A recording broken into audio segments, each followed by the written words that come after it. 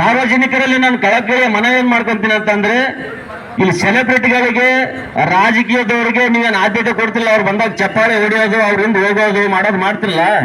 ಅದನ್ನ ಬಿಟ್ಟು ನೀವು ರೈತರು ಮಾಡ್ತಕ್ಕಂಥ ಈ ಹೋರಾಟಕ್ಕೆ ಏನಾದರೂ ಸ್ಪಂದನೆ ಕೊಟ್ಟಿದ್ದೆ ಆದ್ರೆ ಕರ್ನಾಟಕದ ಮುಖ್ಯಮಂತ್ರಿ ಅಲ್ಲ, ರಾಜ್ಯದ ನಮ್ಮ ಪ್ರಧಾನಮಂತ್ರಿ ನರೇಂದ್ರ ಮೋದಿ ಅವರು ಕೂಡ ನಮ್ಮಲ್ಲಿ ಬರಬೇಕಾಗುತ್ತೆ ಅಂತ ಸನ್ನಿವೇಶ ನಾವು ಮಾಡಬಹುದು.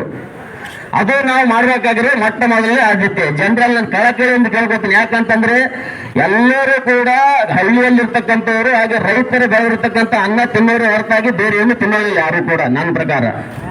ಹಾಗಾಗಿ ತಾವೆಲ್ಲರೂ ಗಮನದಲ್ಲಿ ಇಟ್ಕೋಬೇಕಾಗಿರೋ ವಿಷಯ ಏನಪ್ಪಾ ಅಂತಂದ್ರೆ, ರೈತ ಇದ್ರೆ ಮಾತ್ರ ದೇಶ, ರೈತ ಇದ್ರೆ ಮಾತ್ರ ನಾವೆಲ್ಲರೂ ಕೂಡ ಜೀವಂತವಾಗಿರೋದಕ್ಕೆ ಸಾಧ್ಯ. ಅದನ್ನ ತಿಳ್ಕೊಂಡು ರೈತರಿಗೆ ಆದಷ್ಟು ಬೆಂಬಲ ಕೊಡೋದನ್ನ ಕಲ್ತುಕೊಳ್ಳೋದಂತೂ ಒಳ್ಳೆಯದು ನನ್ನ ಪ್ರಕಾರ.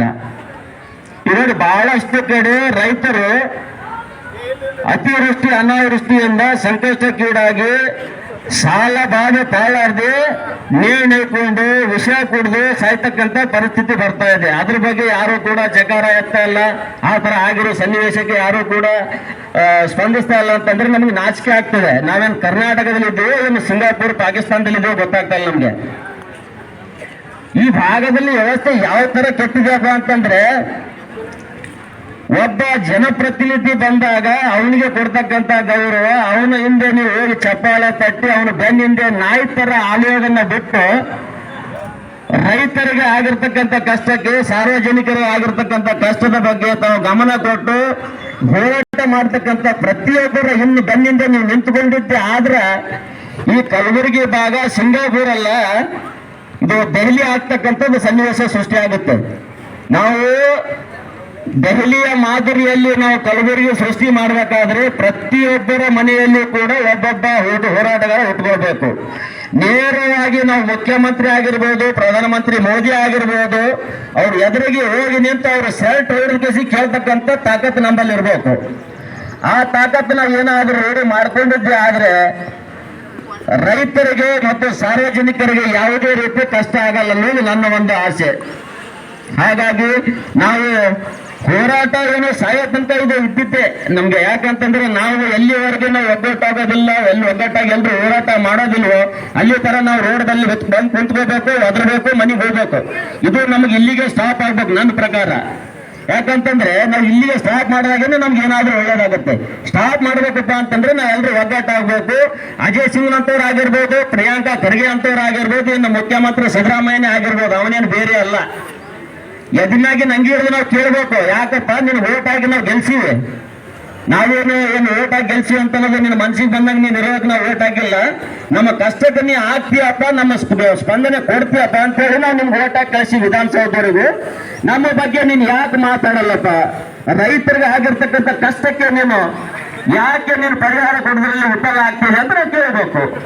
ಇದು ಪ್ರತಿಯೊಬ್ಬ ನಾಗರಿಕರು ಕೂಡ ಕೇಳಬೇಕು ನನ್ನ ಪ್ರಕಾರ. ನಾವು ರೈತ ಸಂಘಟನೆಯವರೇ ಅಂತೇನಿಲ್ಲ ನನ್ನ ಪ್ರಕಾರ. ಯಾಕಂತಂದ್ರೆ ಎಲ್ಲರೂ ಕೇಳಿದಾಗೇನೆ ತಾನೇ ಹನಿ ಹನಿ ಬೀಳಿದ್ರೆ ಅಲ್ಲ. ಹಾಗಾಗಿ ಯುವಕರಲ್ಲಿ ನಾನು ಕಳಕಳಿ ವಿನಂತಿಯನ್ನು ಮಾಡ್ಕೊತಾ ಇದ್ದೀನಿ, ಇನ್ನು ಮುಂದಾದ್ರೂ ಜಾಗೃತಿ ಆಗಿ. ಇಲ್ಲ ಅಂತಂದ್ರೆ ಮುಂದಿನ ದಿನಗಳಲ್ಲಿ ರೈತರಿಗೆ ಅಷ್ಟೇ ಅಲ್ಲ, ಸಾರ್ವಜನಿಕರಿಗೆ ಇನ್ನು ನಾವು ಪೊಲೀಸ್ ಬಾಂಧವರಲ್ಲಿ ನಾನು ಕಳಕಳಿ ಅಂತ ಹೇಳ್ತೀನಿ. ಮುಂದೆ ಬರ್ತಕ್ಕಂಥ ದಿನಗಳಲ್ಲಿ ತಾವೂ ಕೂಡ ಈಗ ನಾವು ಕುಂತು ನಾವು ಹೋರಾಟ ಮಾಡ್ತಾ ಇದೀವಲ್ಲ, ಈ ಪರಿಸ್ಥಿತಿ ತಮಗೂ ಕೂಡ ಅನ್ವಯ ಆಗುತ್ತೆ. ಯಾಕಂತ ತಾವು ತಿಳ್ಕೋಬೇಕು, ತಮಗೆ ಅರ್ಥ ಆಗುತ್ತೆ, ನಾನು ಹೇಳೋದು ಬೇಕಾಗಿಲ್ಲ. ಈ ಪರಿಸ್ಥಿತಿ 100ಕ್ಕೆ 100 ನೀವು ರೋಡಿಗೆ ಬಂದು ಧರಣಿ ಮಾಡುವಂತ ನೀವು ಸನ್ನಿವೇಶ ಸೃಷ್ಟಿ ಆಗೇ ಆಗುತ್ತೆ. ಯಾಕಂತ ಈಗಿರ್ತಕ್ಕಂಥ ಸರ್ಕಾರ ಯಾವ ರೀತಿ ಇದಪ್ಪ ಅಂತಂದ್ರೆ ವರಿಷ್ಠ ನಾಲ್ಕು ಸರ್ಕಾರ. ಈ ಸಿದ್ದರಾಮಯ್ಯನವ್ರು ಏನು 60 ವರ್ಷ ಆಗಿದೆ ಅಂತ ಹೇಳ್ತಿರಲ್ಲ, ನರುಮರು ಉಳಿದಿರೋದು ಕಾಣುತ್ತೆ ನನ್ನ ಪ್ರಕಾರ. ಹೇಳೋದೊಂದು ಮಾಡೋದೊಂದು. ಸ್ವಲ್ಪ ನಾಚಿಕೆ ಮಾನ ಏನಾದ್ರೂ ಇದ್ರೆ ಸಿದ್ದರಾಮಯ್ಯನವ್ರೆ, ಕಲ್ಯಾಣ ಕರ್ನಾಟಕ ಭಾಗ ಅಂತ ನೀವೇನು ಮರುನಾಮಕರಣ ಮಾಡಿದ್ರಲ್ಲ, ಅದು ಸಾರ್ಥಕತೆ ಆಗ್ಬೇಕು ಅಂತಂದ್ರೆ ಕಲ್ಯಾಣ ಕರ್ನಾಟಕ ಭಾಗದಲ್ಲಿ ನಡೀತಾ ಇರೋ ಅವ್ಯವಹಾರಗಳು, ರೈತರಿಗೆ ಆಗಿರ್ತಕ್ಕಂಥ ತೊಂದರೆಗಳು, ಸಾರ್ವಜನಿಕರಿಗೆ ಆಗಿರ್ತಕ್ಕಂಥ ತೊಂದರೆಗಳ ಬಗ್ಗೆ ತಾವು ಗಮನ ಕೊಟ್ಟು ಅವರಿಗೆ ಸೂಕ್ತವಾದ ಪರಿಹಾರ ಎಲ್ಲಿವರೆಗೂ ಕೊಡೋದಿಲ್ಲವೋ ಈ ಕಲ್ಯಾಣ ಕರ್ನಾಟಕ ಭಾಗ ಅಂತ ನಾಮಕರಣ ಮಾಡಿದ್ದಕ್ಕೂ ತಾವು ಸಾರ್ಥಕತೆ ಅಲ್ಲ. ಹಾಗಾಗಿ ಕಲ್ಯಾಣ ಕರ್ನಾಟಕ ಭಾಗದಲ್ಲಿ ಏನಾದರೂ ಅಭಿವೃದ್ಧಿ ಆಗಬೇಕಾದ್ರೆ ತಮ್ಮ ಹತ್ರ ಏನಾದರೂ ಸ್ವಲ್ಪ ನಯ ವಿನಯ ನಾಚಿಕೆ ಮಾನ ಮರ್ಯಾದೆ ಇದ್ರೆ ಸನ್ಮಾನ್ಯ ಮುಖ್ಯಮಂತ್ರಿ ಸಿದ್ದರಾಮಯ್ಯ ಕೇಳ್ಕೊಂತೀನಿ, ಈ ಭಾಗದ ಜನರಿಗೆ ಆಗಿರ್ತಕ್ಕಂಥ ಕಷ್ಟಕ್ಕೆ ಕೂಡಲೇ ತಾವು ಸ್ಪಂದನೆಯನ್ನ ಕೊಟ್ಟು ಪರಿಹಾರ ಘೋಷಣೆ ಮಾಡಿದ್ರೆ ಒಳ್ಳೆಯದು. ಇನ್ನು ಅಜಯ್ ಸಿಂಗ್ನವರ ವಿಷಯಕ್ಕೆ ಬಂದಾಗ ಈ ಭಾಗದಲ್ಲಿ ನಾನು ಕೇಳಿರುವ ಹಾಗೆ ಬಹಳಷ್ಟು ತೊಂದರೆಗಳಿದ್ದಾವೆ. ಅವ್ರ ಅಪ್ಪ ಕೂಡ ಮಿನಿಸ್ಟರ್ ಆಗಿ ಒಬ್ಬ ಸಚಿವರಾಗಿ ಒಬ್ಬ ಶಾಸಕರಾಗಿ ತಾವು ಏನ್ ಮಾಡಿದ್ರಿ ಅದು ಈ ಭಾಗ ಯಾಕೆ ಇನ್ನೂವರೆಗೆ ಡೆವಲಪ್ ಆಗಿಲ್ಲ, ಮುಂದೆ ಬರ್ತಾ ಇಲ್ಲ? ಯಾಕಂದ್ರೆ ನೀವು ಏನ್ ಮಾಡ್ತಾ ಇರಲ್ಲ, ಒಳಗೆ ನೀವೇನು ದುನಿಕು ಮಾಡಿ ರೈತರಿಗೆ ಜನರಿಗೆ ಮೋಸ ಮಾಡ್ತಾ ಇಲ್ಲ ಶ್ರಮಿಸಿ ನೀವು ಮನಿ ಪುಸ್ತಕ ಮಾಡ್ಕೊಳ್ಳೋ ನೀವು ಜನರ ಪುಸ್ತಕ ನೀವು ಬರ್ತಾ ಇಲ್ಲ. ಹಾಗಾಗಿ ನಾನು ಚಿತ್ತಾಪುರ ಮತಕ್ಷೇತ್ರದ ಪ್ರಿಯಾಂಕಾ ಅವರಲ್ಲಿ ಕೂಡ ನಾನು ಒಂದು ಮನವಿಯನ್ನು ಮಾಡ್ಕೊಡ್ತೀನಿ. ನೀವು ಚಿತ್ತಾಪುರ ಮತಕ್ಷೇತ್ರಕ್ಕೆ ಸೀಮಿತವಾದವರಲ್ಲ, ಒಬ್ಬ ಜಿಲ್ಲಾ ಉಸ್ತುವಾರಿ ಮಿನಿಸ್ಟರ್ ನೀವು ಮಾಡಬೇಕಾಗಿರೋ ಕರ್ತವ್ಯ ಏನಂತಂದ್ರೆ ನಿಮಗೆ ಬರ್ತಕ್ಕಂಥ 4 ತಾಲೂಕು ಜವಾಬ್ದಾರಿ ನಿಮಗಿದೆ. ಪ್ರತಿಯೊಂದು ತಾಲೂಕಿನಲ್ಲಿ ಹೋಗಿ ಯಾವ್ಯಾವ ರೈತರಿಗೆ ಏನೇನು ಆಗ್ತಾ ಇದೆ, ಸಾರ್ವಜನಿಕರಿಗೆ ಏನ್ ಕೊಂದು ಕೊರತೆ ಆಗ್ತಕ್ಕಂಥದ್ದು ಗಮನ ಇಟ್ಕೊಳ್ಬೇಕು.